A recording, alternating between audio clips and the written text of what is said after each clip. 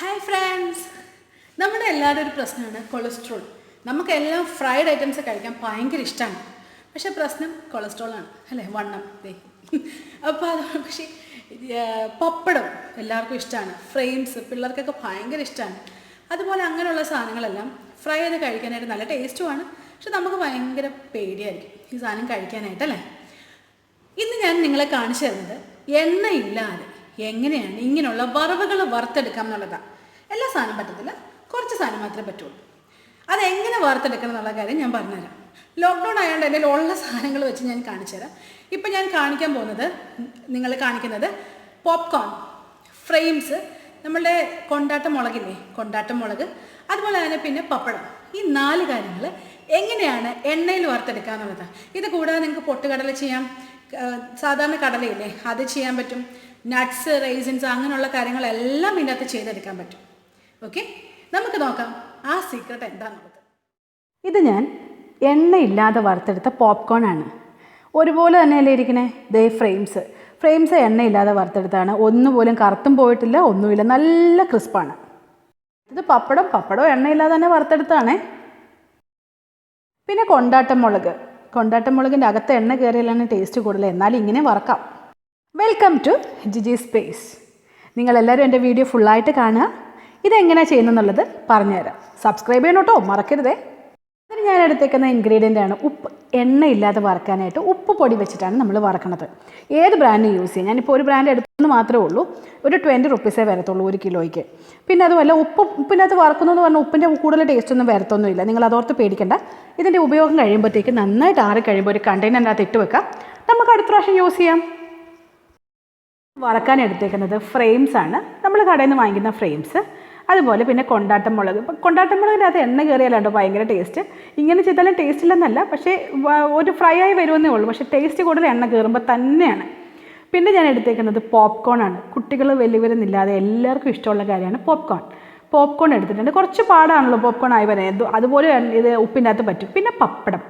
ഈ 4 കാര്യങ്ങളാണ് ഞാൻ ഇന്ന് എടുത്തേക്കുന്നത്. അപ്പോൾ നമുക്ക് തുടങ്ങാം. ഒരു ചുവട് കട്ടിയുള്ളൊരു പാത്രം എടുത്ത് ചൂടാക്കുക. ഇനി നമ്മൾ എടുത്ത് വെച്ചേക്കുന്ന ഉപ്പ് പൊടി അതിൻ്റെ അകത്തോട്ട് ഇടുക. 1 കിലോ ഞാനിപ്പോൾ എടുത്തേക്കുന്നത്, ആ 1 കിലോ ഉപ്പ് ഇതിൻ്റെ അകത്തോട്ട് ഇടുക. നന്നായിട്ട് ചൂടാവണം. നിങ്ങൾ ശ്രദ്ധിക്കേണ്ട കാര്യം, ഈ ഉപ്പ് നന്നായിട്ട്, അതായത് നല്ല രീതിയിൽ ചൂടായില്ലെങ്കിൽ നമ്മൾ ഈ പറയുന്ന ഒന്നും നടക്കുകയില്ല. അതുകൊണ്ട് ഉപ്പ് നല്ല രീതിയിൽ ചൂടാകണം, അതിന് വേണ്ടിയിട്ട് വെയിറ്റ് ചെയ്യുക. ചൂടായി തുടങ്ങുന്നതേ ഉള്ളൂ. നമ്മൾ ഈ മണലിൻ്റെ അകത്തൊക്കെ വറക്കത്തില്ലേ, കപ്പലിൻ്റെയൊക്കെ, അതുപോലെ തന്നെ ഇതും.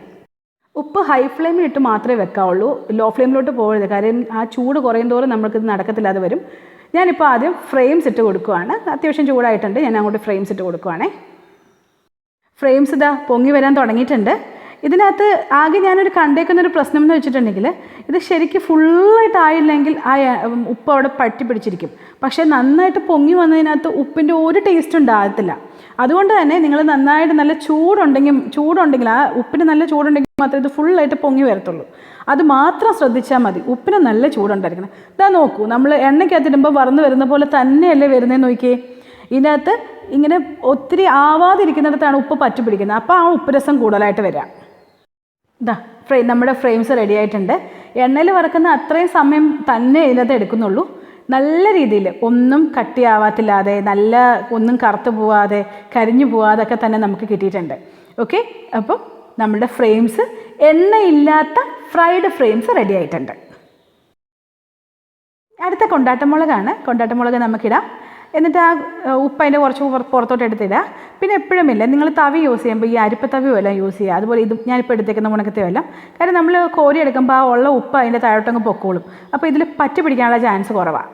മുളക് ആയി വരാൻ തുടങ്ങിയിട്ടുണ്ട്. ഇനി നമ്മൾ ആ ഉപ്പ് അതിൻ്റെ പുറത്തോട്ടൊക്കെ ആക്കി കൊടുക്കുക. ഇതുപോലെ നമുക്ക് പാവയ്ക്ക കൊണ്ടാട്ടമൊക്കെ ഇല്ലേ, അതൊക്കെ ചെയ്തെടുക്കാൻ പറ്റും. നമ്മൾ എന്തിൻ്റെയും കൊണ്ടാട്ടമൊക്കെ നമുക്ക് ഇങ്ങനെ തന്നെ ചെയ്യാം. നമ്മൾ എണ്ണ വരക്കുന്ന എന്തും നമുക്ക് ഇങ്ങനെ തന്നെ ചെയ്ത് നോക്കാം.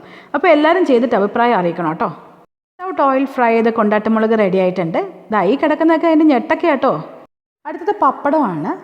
പപ്പടം ഞാൻ ഇട്ടിട്ടുണ്ട്. അതിൻ്റെ പുറത്തോട്ട് കുറച്ച് ഉപ്പിട്ട് കൊടുക്കുക. അപ്പോൾ നമ്മളിത് പൊങ്ങി വരും. പിന്നെ എനിക്ക് തോന്നിയതെന്ന് വെച്ചാൽ, എണ്ണ വറുക്കുന്നതിന് വേറെ ടേസ്റ്റാണ്. ഇതിന് നമ്മൾ കഞ്ഞി കുടിക്കാൻ നേരം ചുട്ടെടുക്കത്തില്ലേ, ആ ഒരു ടേസ്റ്റാണ് എനിക്ക് കൂടുതൽ തോന്നിയത്. കാരണം എണ്ണയുടെ വേറൊരു ഫ്ലേവറാണല്ലോ വരുന്നത്. അതുകൊണ്ട് എന്തായാലും നല്ല ക്രിസ്പായിട്ട് തന്നെ നമ്മൾ ഉപ്പിനകത്ത് വറക്കുമ്പോഴും വരും. അടുത്ത ഞാൻ ഇട്ടേക്കുന്നത് കോണാണ്. അപ്പം ഇത് ഇടുമ്പോൾ തന്നെ നിങ്ങളൊരു കാര്യം ചെയ്യണം, ഒന്ന് ഇളക്കി കൊടുത്തിട്ട് ഒരു അടപ്പ് വെച്ച് അടച്ചു വെക്കണം. എന്തുകൊണ്ടാണെന്ന് വെച്ചാൽ എനിക്കൊരു അബദ്ധം പറ്റി, ഞാനത് ഇട്ടേച്ച് വെയിറ്റ് ചെയ്ത് നിന്നു, ഇത് ഉപ്പ് ഉൾപ്പെടെ അത് തെറിക്കാൻ തുടങ്ങി. ഇതുപോലെ നമുക്ക് ഇതിൻ്റെ ശബ്ദം കേൾക്കാൻ പറ്റും കേട്ടോ. അപ്പോൾ കുറച്ചൊന്ന് വെയിറ്റ് ചെയ്തോ, ഇപ്പം റെഡിയാവും. ആ പൊട്ടലൊന്ന് കഴിഞ്ഞ് കഴിയുമ്പോഴത്തേക്കും ലിഡ് തുറന്ന് നമുക്ക് എടുക്കാം. എണ്ണ നമ്മൾ സാധാരണ ചെയ്യുന്നതൊക്കെ തന്നെയല്ലേ ഇരിക്കുന്നത് ഉപ്പിനകത്തായാലും. പിന്നെ നന്നായിട്ടൊന്ന് കുടഞ്ഞിട്ടെടുക്കുക. ആ ബാക്കിയുള്ള എക്സസ് ആ ഉപ്പെല്ലാം ഒന്ന് പോകാൻ വേണ്ടിയിട്ടാണ്, ഫിൽറ്റർ ചെയ്ത് പോകാൻ വേണ്ടിയിട്ടാണ്. ഒന്ന് കുടഞ്ഞെടുത്ത് ആ ബാക്കിയുള്ള എല്ലാം ഉപ്പ് പൊക്കോളും അതിൻ്റെ അകത്തുനിന്ന്. നല്ല ടേസ്റ്റിയാണ്, ട്രൈ ചെയ്യുക. ആരെങ്കിലും പറയുമോ ഇത് ഉപ്പിനകത്ത് വറുത്തതെന്ന്? എണ്ണയ്ക്കകത്ത് വറുത്ത പോലെ തന്നെയല്ലേ ഉള്ളത്. അപ്പോൾ നിങ്ങളെല്ലാവരും ഒന്ന് ട്രൈ ചെയ്ത് നോക്കണം കേട്ടോ. പിന്നെ അതുപോലെ തന്നെ ഫ്രെയിംസ് ഒക്കെ ആയാലും നല്ല ക്രിസ്പിയാണ്. ചിലപ്പോൾ എണ്ണയ്ക്കകത്ത് വറക്കുമ്പോൾ എണ്ണ കുറേ ചൂടായി കഴിഞ്ഞാൽ ഇങ്ങനെ ചുങ്ങി പോകാറൊക്കെ ഉണ്ട്. ഇതൊന്നുമില്ല, ഉപ്പിനകത്ത് നല്ല അടിപൊളിയായിട്ട് വന്നിട്ടുണ്ട്. നിങ്ങൾ ട്രൈ ചെയ്തിട്ട് അഭിപ്രായം അറിയിക്കണേ. പപ്പടമൊക്കെ ഇതുപോലെ ക്രിസ്പി ആയിട്ടായിരിക്കുന്നത് അല്ലേ. ഇപ്പോൾ കൊളസ്ട്രോളിനെ പേടിക്കാതെ നമുക്ക് ഫ്രൈഡ് ഐറ്റംസ് പപ്പടമൊക്കെ കഴിക്കാൻ പറ്റില്ലേ. അപ്പോൾ അതിനെ അങ്ങനെ നോക്കുക. പിന്നെ നമ്മൾ യൂസ് ചെയ്ത ഉപ്പ് തന്നെ നമുക്ക് പിന്നെയും യൂസ് ചെയ്യാം. നന്നായിട്ട് തണുത്തിട്ട് ഒരു കണ്ടെയ്നറിൻ്റെ അകത്ത് ഇട്ട് വെക്കുക. എന്നിട്ട് നമുക്ക് എപ്പോഴാണോ വേണ്ടത് അപ്പോൾ നമുക്ക് ഒന്നുകൂടെ യൂസ് ചെയ്യാം.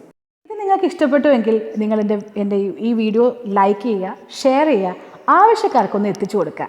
Okay, thank you so much for watching. Bye-bye.